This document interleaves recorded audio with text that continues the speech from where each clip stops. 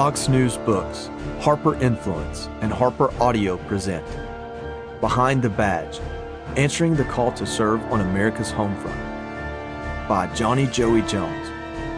This is the author.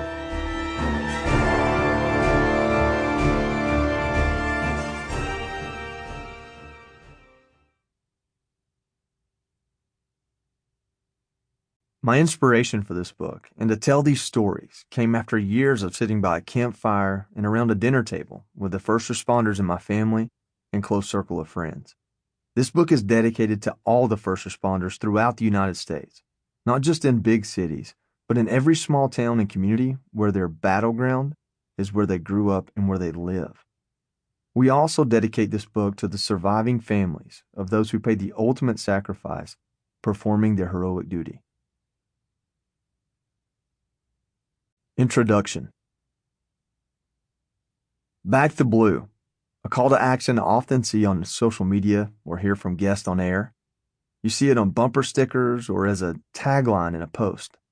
A simple but seemingly necessary proclamation of support for law enforcement officers. Of course, the reason for that motto is the existence of an opposing sentiment in very different circles, also expressed by the motto, defund the police, or worse, ACAB, all cops are bastards.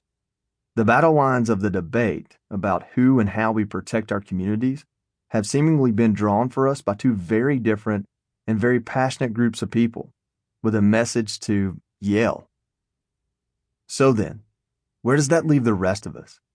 What should regular, law-abiding Americans think of the passionate pleas for more fair policing? Or the cries of anguish from families who've lost their heroes on his or her final watch? For me, it's a relatively easy choice. I back the men and women who put their lives on the line to protect my family from the mishaps and evil acts that plague anyone living in such a free country. But also, I can understand that a mother seeing her teenage son arrested again for what she feels to be a minor offense or a crime he might have been pressured into might wonder if the officers arresting him are going looking for him as low-hanging fruit. I don't want any American judged for his or her race or appearance. I also know that in dangerous situations, it's hard to discern who's just fallen in with the bad crowd or who's the bad crowd themselves.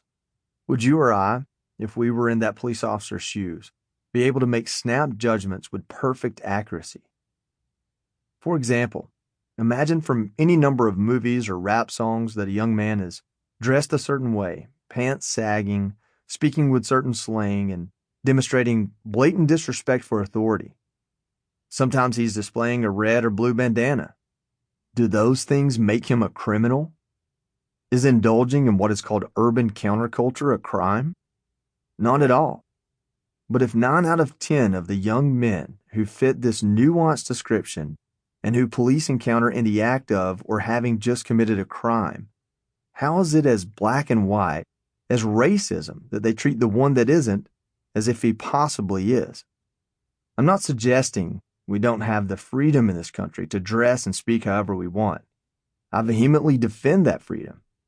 But to throw a blanket over what has been proven to be an involuntary human conditioning of if this, then that, and assign hate and racism as motives is to remove the humanity of police officers altogether.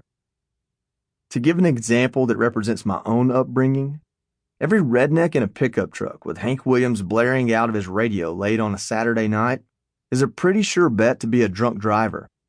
But if driving a pickup truck while wearing a mullet and blaring the radio isn't breaking the law, should an officer treat him as such? I don't blame the officer that does. They pulled me over often when I was that loud teenager in a lifted truck. But thankfully, I was never the drunk driver they expected. But not everyone sees it that way. One of the defining moments for this national trend of young and vocal people embracing an outwardly anti-police narrative was in 2016 with the media firestorm that surrounded Colin Kaepernick, who was at the time the starting quarterback for the San Francisco 49ers. He started sitting on a bench while his teammates stood with their hands over their hearts. Sample complete. Ready to continue?